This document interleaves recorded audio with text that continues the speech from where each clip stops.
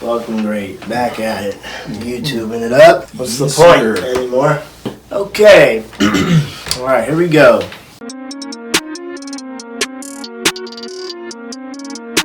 You're watching Anime Sundays.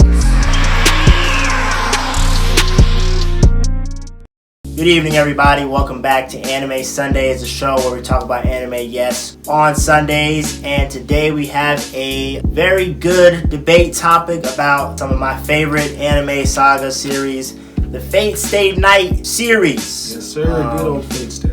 Some crazy battles in there, real good storyline. To help me break down our topic today, we got a first-time guest, good friend of mine, Yaya here. Everybody say what's up. What's going on, peoples? How y'all doing? How y'all doing out there? You can follow him at Yasabri. Yeah, his tag will be there below. And today we have a very interesting topic. We are going to be giving you both of our top 5 servants out of the major Fate Stay series.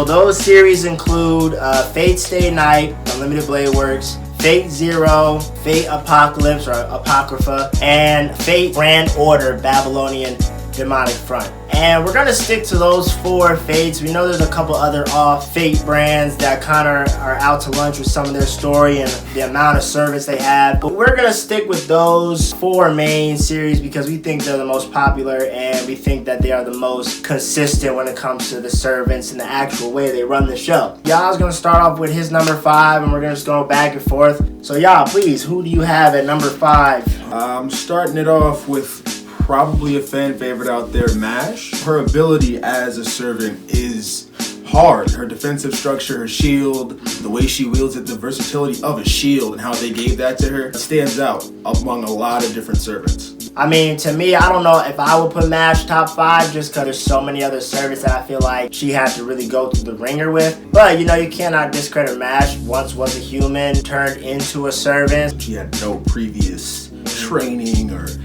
abilities. And her shield is nothing to laugh at. Her shield has been pretty much been able to defend against all servants. There's no servant that's broken her shield. You could say that her shield is probably one of the top heroic weapons out there. I'm gonna jump the scales up a little bit, and I'm actually gonna have Hercules Berserk at number 5 as my top 5. Now, a lot of people think Hercules is one of the top servants, and I do think so, but I do feel like in that Berserk mode, not having really control over anything kind of puts him at a big disadvantage to other servants, 1. And then 2, the man still was defeated by Gilgamesh, and he pretty much was defeated by Saber too, until his noble fanaticism, brought him back to life. So who you got at number 4? Who you got at number 4? Oddly enough, Hercules. Again, that is his size and the agility. He's like 12 feet tall, apparently. Like, he looks huge. Yeah, he's gigantic, but he's still moving with the fastest servants out there. He's nigh invulnerable, essentially, to everything besides noble phantasms of the highest caliber. For my number 4, I'm actually gonna go with King Arthur. We all know about Arthur. She is the Saber. Saber is supposed to be like one of the most powerful classes. We've seen her fight everybody. Gilgamesh, Berserk, Lancer. She's fighting everybody. Excalibur, probably the most serious heroic weapon there is out there in the show. Legendary, really. Even throughout the show, throughout history itself. I just don't have her really up above the list because there are a lot of other servants, really powerful servants that she struggled with a lot. And I just feel like, if it wasn't the Holy Grail War and everybody was trying to come for each other, it was like everybody against Saber or like even half the force against Saber. She would have been taken out pretty quick, you know what I'm saying? So that's why I really don't have her up higher. But yeah, I got Saber at number 4.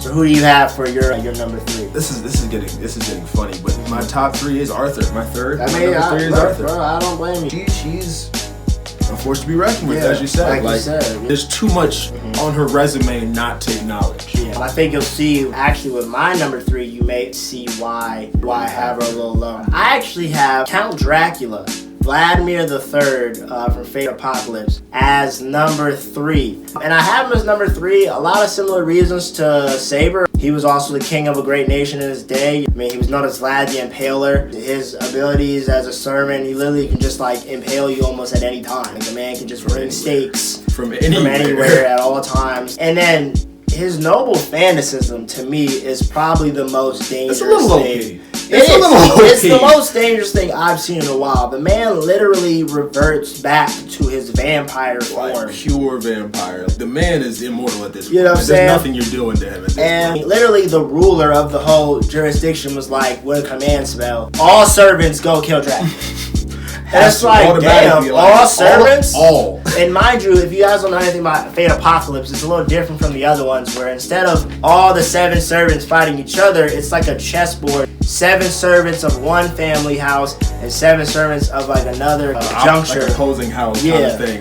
Head to head, and whoever gets it between them is the winner. Right, so it's the servants of black, the servants of red, and Vladimir's the Lancer of black. And he's pretty much organizing how everybody's fighting. He's literally fighting everybody. Achilles, the other archer, fox-looking girl. Fucking Apollo, he was fighting. Right, Apollo, the Lancer of red. He's fighting Apollo. They're going neck and neck. You know what I'm saying? Dumb. I have him at number 3. So we're gonna move on. Y'all at your number 2 spot, bro. Who you got? I had to take Gilgamesh as my number 2. I had to go Gilgamesh as number 2. Again, wise king, warrior. His powers are off the charts. And I'm gonna just jump in and say, like, just let y'all know that's my number 2 as well. I Just so have you know, Gilgamesh like- as my number 2. The way he's controlled fights, the fights he's had, and like it speaks for itself. Gilgamesh to me, I definitely think is one of the most powerful servants. I think his servant form is a little bit more powerful than his alive form. If y'all ever watch Grand Order, he's just regular King Gilgamesh, and he struggles with fighting some people, you know what I'm saying? And maybe that's because the fear of death or what have you, or no master, because he is the master actually in that show. But like, yeah, Gilgamesh, his ability is to literally just summon his treasure armory, thousands of swords at any moment, killed Berserker pretty much with ease. He even got through his Nova Fanaticism. He's not really struggling against any other servants in Fate Zero. He's big chill. Walking through everybody, really. Yeah, he's really hanging out. He's really just trying to enjoy himself. And even in Fate Grand Order, being able to summon Merlin, even though Merlin wasn't like doing too much, Merlin still is like a powerful servant. Powerhouse. You know what I'm saying? Or even opening scene, like he fighting Mash, Anna, and what's her name at the same time. Quick. Like, it was nothing too, just Gilgamesh definitely top 2. Who got your number 1? Yeah. My number 1 is my man's Apollo. Lancer of Red, Lancer of Red, yes sir. Lancer of Red. The way he fought, the scale of his fighting, and essentially the ease in which he was fighting Vlad. And they were both fighting at such a high level, but he was forcing this man, and he's in his kingdom, where essentially Vlad is the most powerful he could be in this country. And it took him a while to get to his, I gotta get serious phase, even fighting this man at that point. So that speaks volumes unto itself. This is serious. This man is a force of nature. Nah, I mean, Lancer of Red is definitely probably one of the most powerful servants. Plus, he literally has the power of the sun. Like, yeah, literally like has the power his ability to of the sun. Like, use the sun. It's pretty OP. It's tough for me to choose Lancer of Red as well, just because I feel like that battle they had with Dracula kind of ended a little short. I think he got summoned or something. Yeah, he got called back and they didn't get to finish. Yeah, I feel like if he defeated Vlad, I would have him up there, but I feel like it's just still on the ropes in terms of how hard he really is in terms of the other service, so I didn't have him on my list. But for my number 1, I actually have one of the goddesses from Fate Grand Order, because I don't know if you know, the goddesses are technically like servants. They're technically servants, because even when I'm doing my research, the goddess with the hair, who's like in the bikini with the bow and arrow, I forgot her name. She's Archer. She's an archer.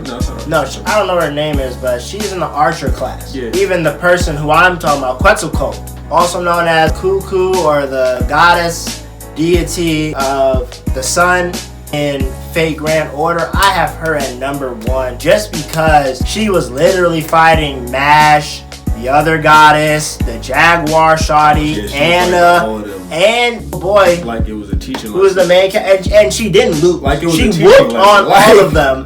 And then the only reason wild. they didn't die is because her old boy was basically about to kill himself to try to hit her, and so she was like, I fuck with y'all. I'm gonna let y'all ride. I'm gonna be your servant, because now she's his servant. Yeah. Shawty is fighting Enkidu, Gilgamesh's best friend, who's a god slayer. When she threw this huge axe thing, bro, at the temple, first of all, the axe was bigger than the board. No, it was like a school bus and a half worth of an axe, bro. It looked so big. Bro, the axe was like a skyscraper. She's picked it up, swung it around, and threw it just miles away at a temple for their plan. And I'm just like, okay, if she's not the hardest servant, I don't know who is. Hey, Like, that's why I have Apollo at number 1, because she's the sun deity of, I believe, somewhere in the Central South American region. Right. And like that strength, power, which is also the abilities that he had. But he didn't get to showcase, again, like you said, they got called back. Just, I'm scaling them great together and that. But again, everything she's done was effortless. Like she's never even tried, and it's been leagues above every other servant. Yeah. So I can't even argue. even if Gilgamesh was with them, like, I still feel like it would have been pretty bad. Like, she's pretty ridiculous. So yeah, that's our top 5. If you need a recap, I got Berserker number 5, Saber at number 4, I got Count Dracula at number 3, Gilgamesh at number 2, and then I have Quetzalcoatl. That is my number one. And then y'all, I believe you had MASH, Berserker, Hercules 4, Saber, King Arthur, my 3rd, Gilgamesh number 2, and then Apollo number 1. Yes, sir. That's a good list. Mm-hmm. Hey, y'all feel free to drop a comment below. Definitely let us know who you think your top 5 or who you just think the strongest servant is in general. We'll be back with y'all with another recap about some more servants, maybe some masters. And yeah, see y'all motherfuckers later. I already know.